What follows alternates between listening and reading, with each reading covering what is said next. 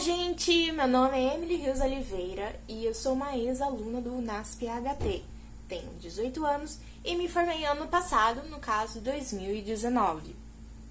Enfim, eu sempre quis fazer medicina e eu estava em dúvida em duas universidades. Como sou adventista, infelizmente aqui no Brasil não tem.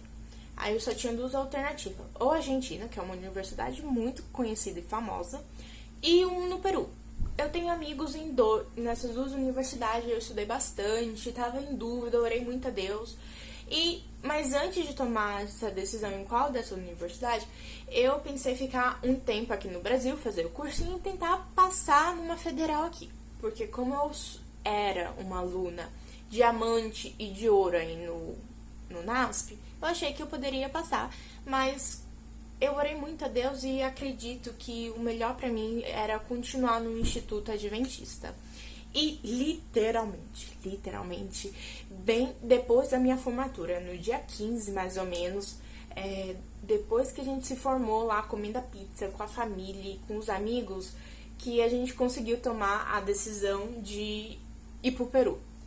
E minha mãe mora em Rondônia, que fica pertinho ali do Peru, e a gente saiu.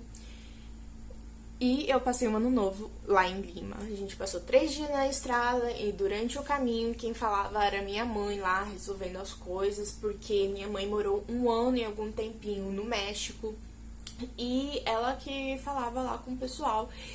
E eu fui pra lá sem saber nada do espanhol. A única convivência que eu realmente tive com o espanhol foi no NASP com as aulas da professora Michele.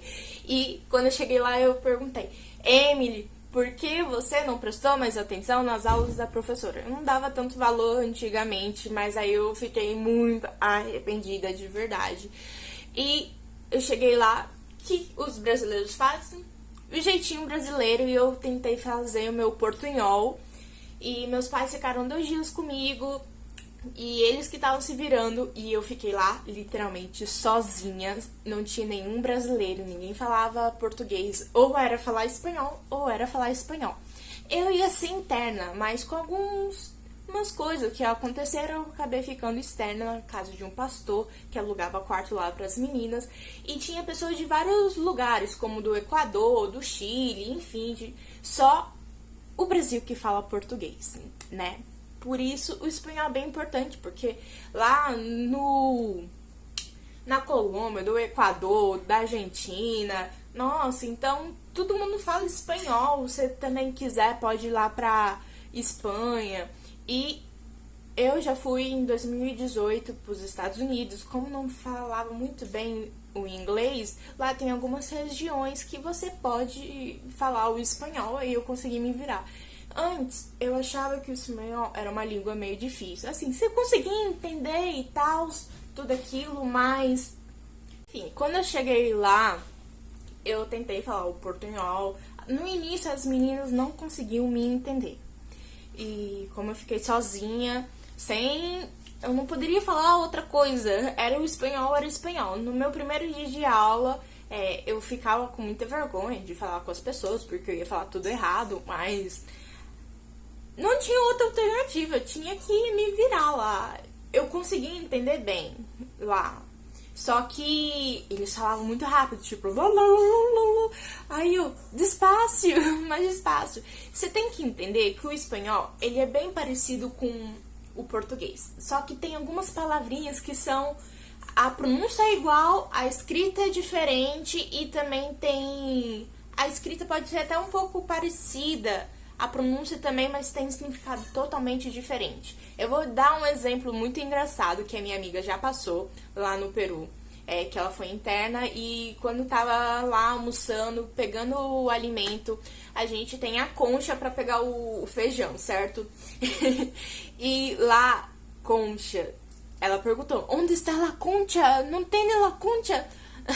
Só que... concha no Peru, no espanhol, é a parte feminina da menina, né? A parte íntima lá. Ai, todo mundo ficou assim com o zoião, tipo, o que essa doida tá falando? Tipo, onde está? Vocês entenderam, né? Eu achei bem engraçado. E ela falou, cuidado, Emily, quando você for pra lá, não passar esse tipo de mico. E concha, que a gente realmente, a concha lá chama cucharão. Talheres lá, como colher, faca e garfo, cuchillo, cuchara e tenedor. Então lá tem algumas palavras diferentes, mas não é tão difícil assim. Então, agora falando sobre o antes e o depois. Minha visão antes era que o espanhol era um pouco difícil, mas agora eu vejo que não é tão difícil assim, porque eu passei lá uns 4 meses. Eu fiquei em janeiro, fevereiro, março, até abril, por aí, mais ou menos assim. E eu voltei aqui pro Brasil por causa do coronavírus. Felizmente, eu consegui passar agora no vestibular deles e ano que vem eu vou fazer medicina. E o espanhol vai ser muito importante pra mim, porque eu vou passar literalmente 7 anos da minha vida estudando só o espanhol. A língua não é tão difícil assim como eu pensei. Não foi a mais dificuldade. A dificuldade mesmo foi os conteúdos, o pouco tempo. Tem palavrinhas chaves que pode mudar totalmente o significado. Eu, quando tava fazendo lá a prova, um exemplo, o no. O no pra gente é tipo no cut, na casa da fulano, enfim, blá blá blá. Lá o no é não, então toda vez quando eu via aquilo, eu circulava e, olha, cuidado, isso quer dizer não. E também o pra gente é o diário, tipo isso. Lá o é como fosse ou, tipo, ou isso ou aquilo. E também se a gente falar oi, tipo, oi, é como nosso cumprimento, né?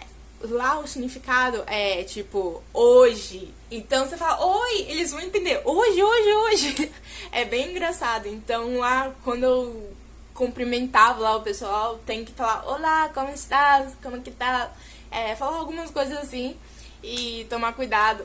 Eu acho que eles acham engraçado a gente falando o espanhol e o português lá. Deve ser bem. Enfim. Então, a minha experiência com o espanhol foi muito boa, eu aprendi bastante, ainda tenho muito que aprender, escrever também, que algumas palavras são parecidas, só umas terminações que é diferente, tipo coração, aqui C cedilha, lá não tem um C cedilha, lá é com C, enfim. E é isso, gente, o espanhol é muito importante, porque pode falar com várias pessoas.